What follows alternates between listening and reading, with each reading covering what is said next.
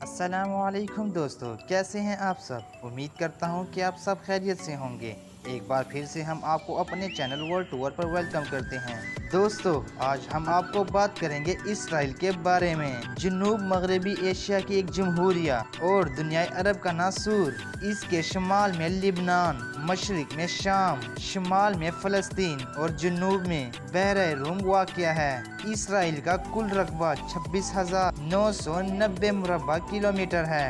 رقبے کے لحاظ سے یہ دنیا میں 146ویں نمبر پر آنے والا سب سے چھوٹا ملک ہے اور یہاں کی آبادی لگ بھگ 87 لاکھ کے قریب ہے اور آبادی کے لحاظ سے یہ دنیا میں آنے والے سب سے چھوٹے ملک میں 99 نمبر پر شمار ہوتا ہے۔ دوستو، اس ملک میں 80% لوگ یہودی ہوتے ہیں، 15% لوگ مسلمان اور 5% عیسائی وغیرہ آباد ہیں۔ یروشلم اس ملک کا دارالحکومت ہے۔ مسلمانوں کی اکثریت نے اسے تسلیم نہیں کیا، لیکن یہاں کا سب سے بڑا شہر تل ابیب ہے۔ دوستو، لبنانی اور عربی یہاں کی سرکاری زبانیں ہیں۔ اسرائیل ایک تنگ اور بے ڈول سا علاقہ ہے۔ اس کے جنوب مغرب میں مصر، جزیرہ نما سینا اور بحیرہ روم کے ساحل کے ساتھ ساتھ غزہ کی چھوٹی سی پٹی ہے۔ یہاں کی آب و ہوا خشک ہے، جبکہ یہاں پر بارش سردیوں میں ہی زیادہ ہوتی ہے۔ دریائے اردن سے دریائے زمین کو سیراب کیا جاتا ہے۔ اسرائیل کو دنیا بھر کے یہودیوں، امریکہ اور مغربی ممالک کی اتحادی و فوجی امداد حاصل ہے، جس کی بدولت یہ شہر کی سب سے طاقتور اور خوشنما مملکت ہے۔ غذائیت پاٹ سے خود کفیل ہے۔ یہاں پر غلہ، کپاس اور پھل اہم استعمالی اشیاء ہیں۔ یہاں کی پڑوسی عرب ممالک کی فوجوں نے اسرائیل پر حملہ کر دیا لیکن شکست کھائی، جبکہ 1949 میں جنگ بندی ہو گئی۔ اقوام متحدہ نے اسرائیل کے لیے جتنا علاقہ مخصوص کیا تھا، یہودی فوجوں نے اس سے 50% زیادہ علاقہ ہتھیا لیا۔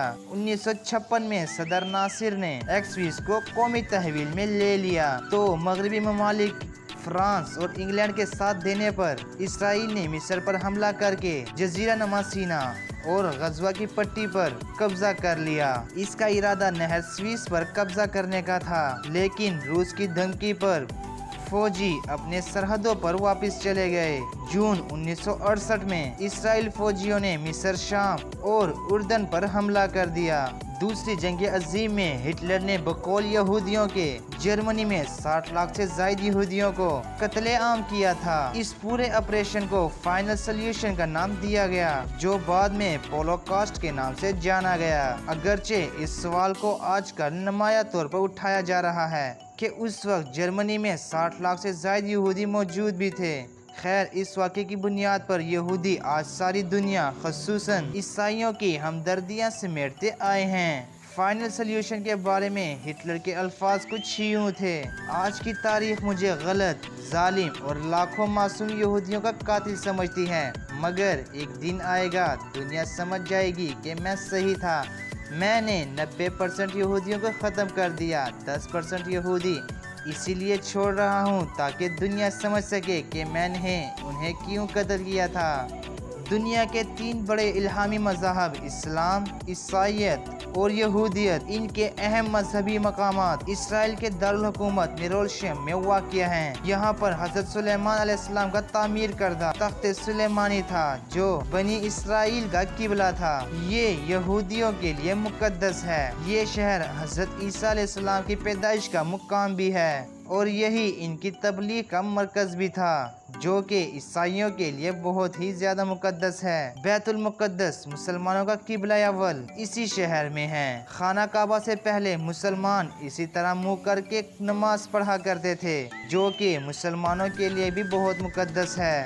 دوستو، بیت المقدس یہ وہی مقام ہے جہاں سے حضرت محمد صلی اللہ علیہ وآلہ وسلم معراج پر گئے تھے۔ مسجد اقصی سے چند گز کے فاصلے پر ماؤنٹ اولیف ہے، جہاں سے حضرت عیسیٰ علیہ السلام کو آسمان پر لے جایا گیا تھا۔ خیال کیا جاتا ہے کہ مسجد اقصی اور ماؤنٹ اولیف یہ وہی مقام ہے جس کے اوپر آسمانوں کا دروازہ ہے، اور عیسائیوں کے مطابق ماؤنٹ اولیف اسی پر حضرت عیسیٰ علیہ السلام کو نعوذ باللہ سولی پر بھی چڑھایا گیا تھا، اور اسی جگہ پر دوبارہ ان کا نزول ہوگا، جبکہ یہودیوں کا عقیدہ ہے کہ ماؤنٹ اولی پر ان کے مسیح یعنی کہ دجال کا نزول ہوگا۔ اسی لیے اس پہاڑ کے ڈھلوان سے نیچے تک یہودیوں کی بے شمار قبریں ہیں، اور یہ یہودی کوئی عام نہیں بلکہ دنیا کے امیر ترین یہودی ہیں، جو کہ اپنی قبریں اس مقام پر بنواتے ہیں۔ یہاں پر ایک ایک قبر 1-1 لاکھ ڈالر کی ہوتی ہے۔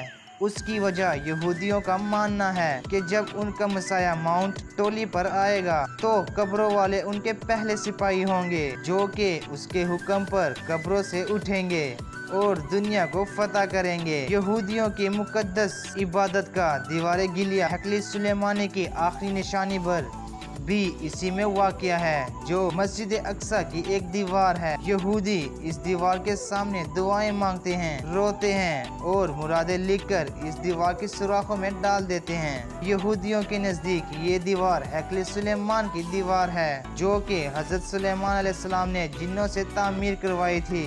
وہ لوگ اس دیوار کے سامنے اسی لیے روتے ہیں کیونکہ اس دیوار کے پاس ان کی منزل ہے، اور یہ لوگ منزل کے اتنے نزدیک ہو کر بھی اسے حاصل نہیں کر سکتے، کیونکہ یہودی مسجد اقصی کو گرا کر ہیکل سلیمان بنانا چاہتے ہیں تاکہ ان کے مسائل کا نزول ہو سکے۔ دوستو، یہ انبیاء کرام کا شہر ہے جس کے بارے میں کہا جاتا ہے، جس کی بنیاد 4000 سال قبل مسیح میں رکھی گئی۔ فروری 638 عیسوی میں مسلمانوں نے بغیر جنگ کیے یروشلم کو فتح کر لیا تھا۔ حضرت عمر فاروق رضی اللہ تعالیٰ عنہ یروشلم کی چابیاں لینے آئے تو عیسائیوں کے پیٹریارٹ فرون نے انہیں چرچ دکھانے شروع کر دیے۔ اسی دوران نماز کا وقت ہو گیا۔ نیفرون نے اسی وقت حضرت عمر رضی اللہ تعالیٰ عنہ کو چرچ کے اندر ایک جگہ پر نماز ادا کرنے کی دعوت دی، لیکن حضرت عمر رضی اللہ تعالیٰ عنہ نے یہ کہہ کر انکار کر دیا کہ میرے بعد مسلمان یہاں پر ہی نماز پڑھنا نہ شروع کر دیں۔ انہوں نے ایک پتھر زور سے چرچ کے باہر پھینکا، اور جہاں پتھر گرا وہاں پر انہوں نے نماز پڑھ لی، اور وہی آج مسجد عمر بنا ہوا ہے۔ اسی مسجد کی دیوار پر سنگ مرمر سے لکھا ہوا عیسائیوں اور حضرت عمر رضی اللہ تعالیٰ عنہ کے بارے میں جو گفتگو ہوئی تھی، انہیں ایک عربی زبان میں دیواروں پر لکھ کر چپکا دیا، اور وہ آج بھی ملتا ہے۔ یہاں پر پہلا چرچ 66 عیسوی میں بنا تھا، جس کو رومن بادشاہ نے گروا کر ٹیمپل تعمیر کرا دیا۔ 326 عیسوی سے یہودیت سے عیسائیت قبول کرنے بادشاہ کانسٹنٹائن نے یہاں پر ایک چرچ تعمیر کروایا۔ بعد میں عیسائی فرقے اس قبضے کے لیے لڑتے گئے، لیکن پھر صلاح الدین ایوبی علیہ السلام نے رحمت اللہ علیہ نے یہ حل نکالا۔ چرچ کی چابیاں نزدیک رہنے والے 2 مسلمان خاندانوں کو پکڑا دیے۔ وہ ہر روز صبح و شام چرچ کا دروازہ کھولتے اور بند کرتے تھے، کیونکہ کوئی بھی عیسائی فرقہ اس سلسلے میں کسی دوسرے پر اعتبار کرنے پر راضی نہ تھا۔ موجودہ دور میں بھی اس خاندان کا ایک فرد عیسائیوں کے گارڈز کے ساتھ اس چرچ کا دروازہ کھولتا اور بند کرتا ہے۔ بحیرہ روم کے ساحل پر واقع حیفا بندرگاہ ملک کی سب سے بڑی بندرگاہ ہے۔ یہاں کا موسم ایشیائی ممالک کی طرح خشک اور گرمی پڑتی ہے۔ اسرائیل کا لد ایسا شہر ہے جس کے بارے میں احادیث ہے، جہاں پر حضرت عیسیٰ علیہ السلام دجال کا خاتمہ کریں گے۔ تل ابیب کی ڈیزنگوف اسٹریٹ یہاں کی سب سے مہنگی ترین گلی کہلاتی ہے۔ دوستو، آپ لوگ یقیناً یہ جاننا چاہیں گے کہ یہ لوگ کیسے عبادت کرتے ہیں۔ یہ لوگ 3 سے 4 مرتبہ دونوں ہاتھوں کو پانی سے دھونا ہوتا ہے، اور یہ لوگ اپنے سر پر کیپ لیتے ہیں جسے یہ کفل کہتے ہیں۔ ماتھے پر اور دائیں بازو پر چمڑے کا ایک ٹفلن باکس باندھتے ہیں، اور کندھوں پر شال لیتے ہیں جسے یہ تالت کہتے ہیں۔ یہودی لوگ دیوار گریہ کے پاس آ کر تلاوت اور عبادت کرتے ہیں، روتے ہیں، دعائیں مانگتے ہیں، اور بیرون ملک سے اپنے دوستوں سے لیے ہوئے خطوط کے بارے میں یہاں پر اپنے رب سے مانگتے ہیں۔ اور دوستو، یہ لوگ نماز بھی پڑھتے ہیں اور ہاتھ باندھ کر اونچی آواز میں قیام میں تورات کی تلاوت کرتے ہیں، ٹوپی پر ہاتھ رکھ کر سجدہ کرتے ہیں، اور آخری رکعت میں رکوع کی حالت میں پہلے دائیں جانب اور پھر بائیں جانب سلام پھیرتے ہیں، اور پھر دوزانوں بیٹھ کر دعا مانگتے ہیں، اور آخر میں زمین پر الٹا لیٹ جاتے ہیں اور پھر دعا مانگتے ہیں۔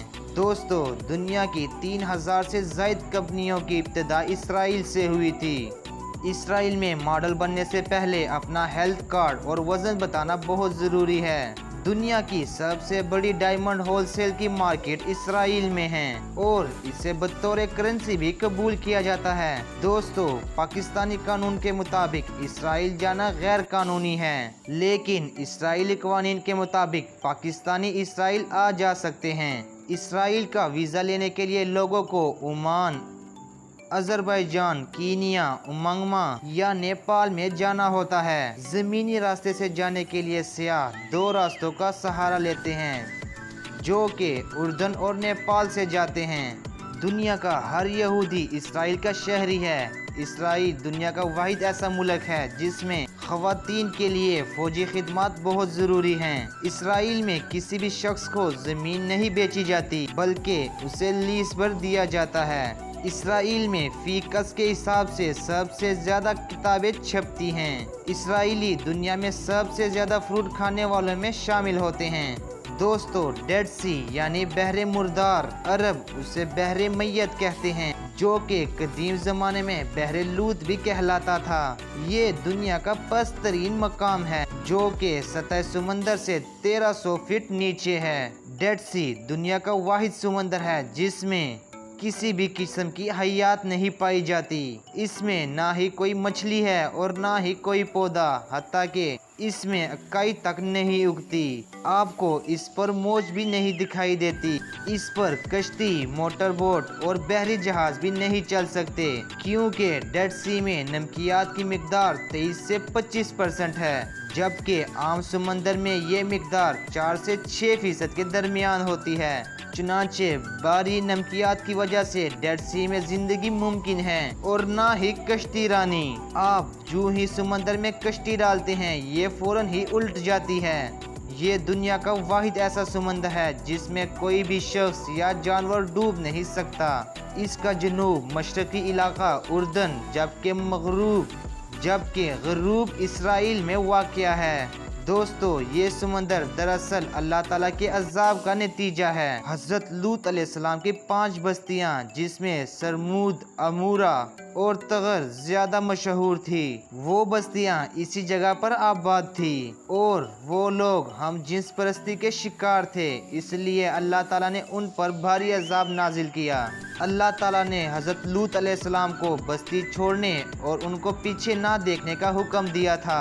ان کی بیوی نے حکم کی نافرمانی کی اور انہیں پتھر کا بنا لیا گیا اور اس کا مجسمہ آج بھی عبرت کا نشان ہے، جبکہ بیت المقدس اس سے صرف 15 میل کے فاصلے پر ہے۔